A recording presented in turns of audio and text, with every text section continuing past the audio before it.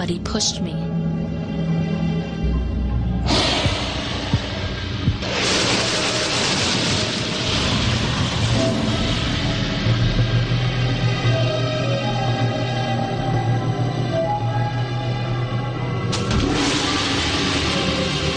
I was in the water when I died.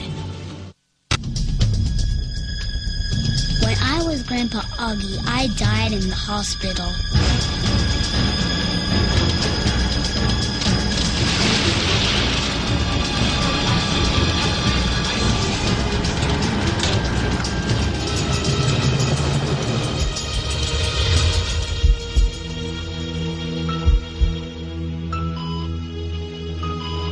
When I went to heaven, God gave me a card.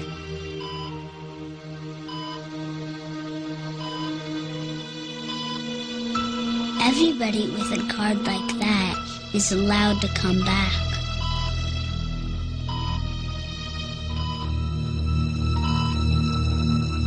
I want it to come back.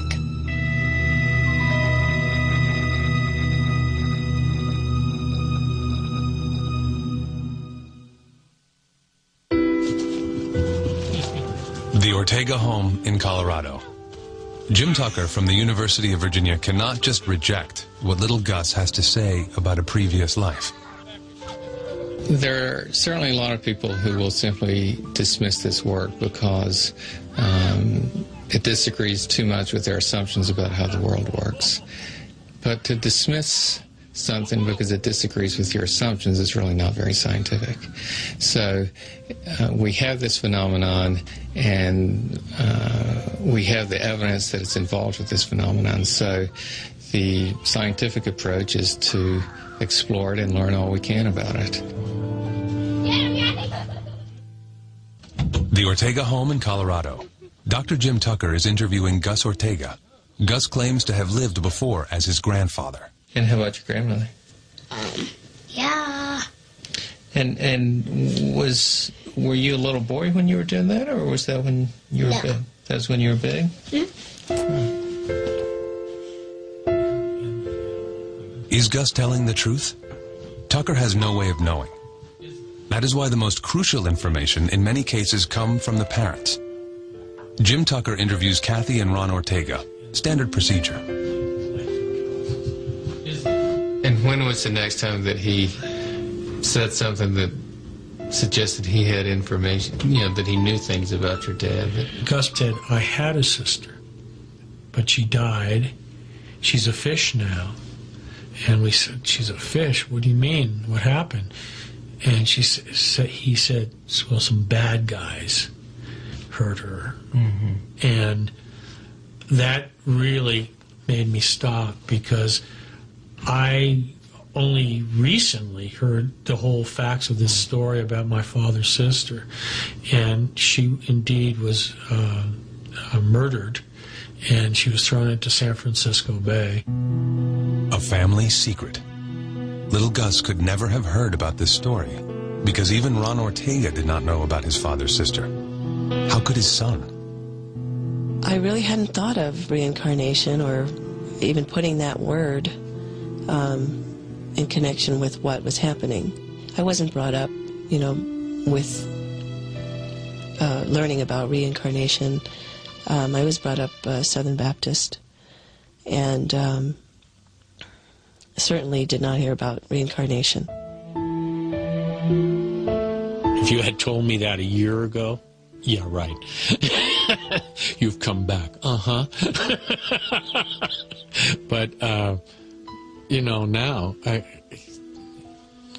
anything can happen. Yeah, anything. In his hotel room, Jim Tucker reviews his notes. There are many questions, especially when it comes to same family cases, like the Ortegas. Whenever we investigate a case, we certainly have to assess the reliability of the informants. With this same family case, we always have the concern that the family members are grieving for the lost family member, and therefore have the wish that the child would be returned. Despite the possible weaknesses with cases like the Ortegas, there are still many questions that nobody seems to have convincing answers to. Whether you accept the idea that this necessarily means reincarnation, which means a soul that moves from one body to the next, that's for each person to decide.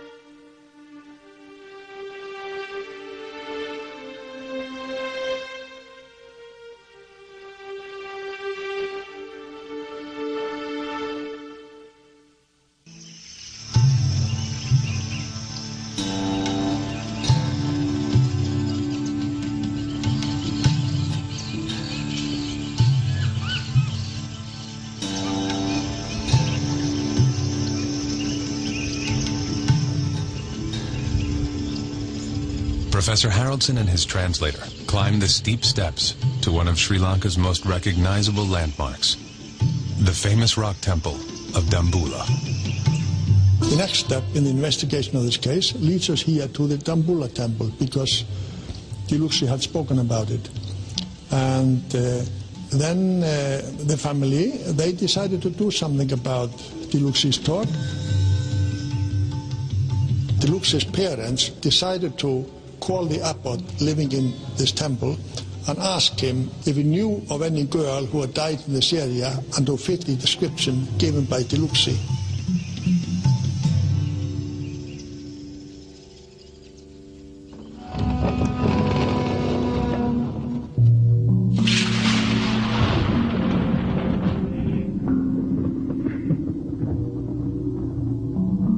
In most of the countries where we find these cases, there is a belief in reincarnation.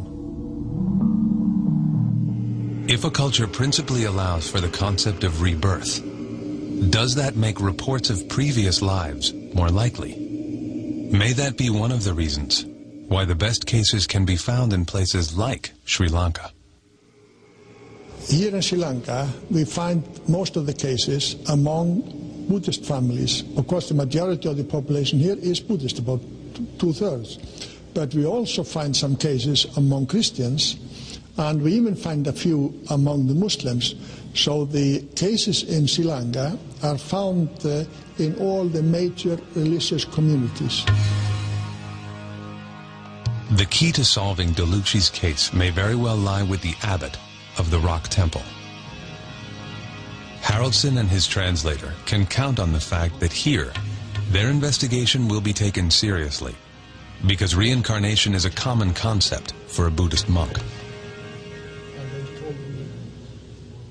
Buddhism teaches us that reincarnation exists. It happens due to the accumulation of good and bad deeds, which we call karma. Our desire to live in this world pulls us into our next birth, and the number of good and bad deeds we have performed determine the circumstances of our next birth.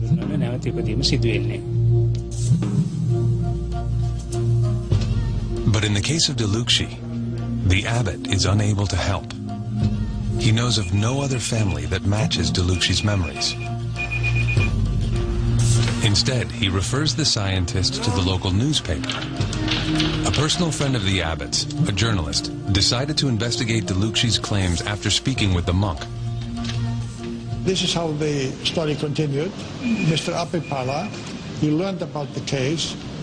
He went and interviewed Dilucci and the parents about what she had been saying about a previous life. It was then published a few days later. And this newspaper has a distribution all over the country. For the journalist, it was a good story. I consider this case unique because for over 30 years I've researched these types of stories and have come across various people who talked about their previous births. But this one is one in 1,000. His readers were enthralled with Dilucci's mysterious memories and the remarkable details she remembered.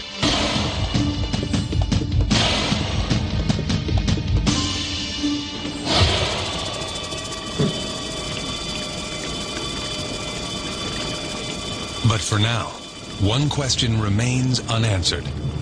Will the scientists find a match to Dilucci's memories of an earlier life and death?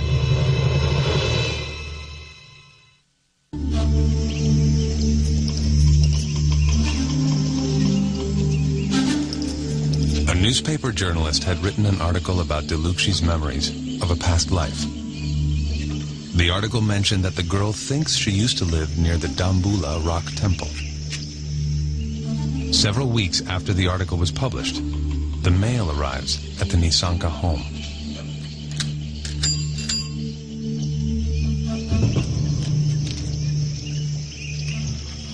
When the postman handed Mr. Nisanka his mail that day, he was surprised to find one letter postmarked from Dambula.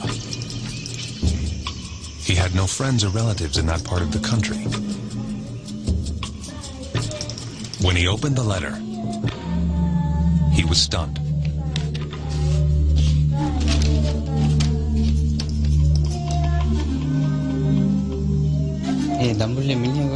I was very surprised to receive a letter by a Mr. Ranatunga. He lives in Dambula. I was stunned when I read that his little daughter had died just the way Dilukshi had always talked about. He talked about the river and the footbridge. His little girl was called Shiromi. Shiromi's father confirmed many of Dilukshi's statements, and he said he would like to meet her. I missed my previous parents very much, and I longed to see them again. After this letter, my second mother was finally convinced, and she agreed we would go and meet with them. There was nothing her current parents could do. Dilukshi was now determined to meet the people who she believed were her true family. If they would not take her to them, she threatened to run away.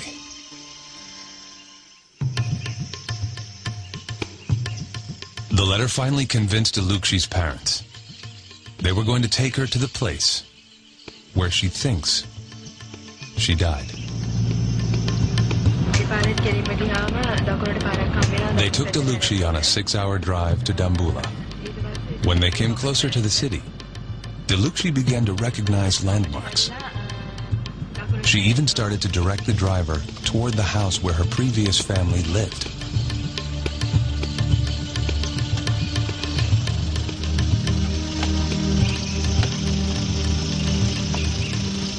Even today, after several meetings, it is still a moving reunion.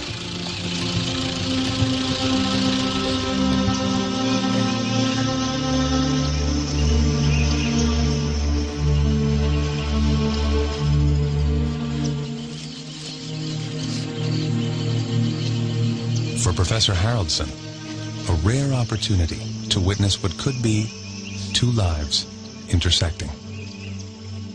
This meeting is quite emotional. It's only about in a third of all cases in Sri Lanka that you are able to find a connection between what that child is saying and a previous family or a person who died that fits the description. This is very rare. Professor Haraldson is astounded by the change in character as soon as Dilukshi meets her previous family. She is less withdrawn and seems to fit in much more naturally with this family. Could she really be this little girl, reborn? Shiromi was a very obedient girl who never left the house without informing us where she was going. She always left the house with her younger brother and her sister to swim or to play. And one day she just did not come back. I was so upset that Shiromi hadn't returned home that I ran about looking for her. When they found her in the water, I fainted upon hearing I'd lost my daughter.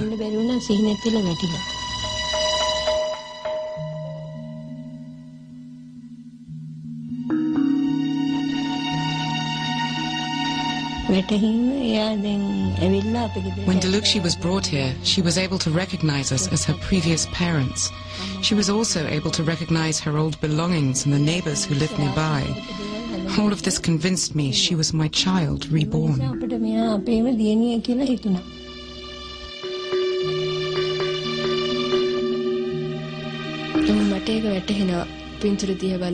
I know I am that little girl over there in that picture. When I saw my previous parents and previous brother and sister, I felt very happy. It felt like I was finally returning home after a very long time.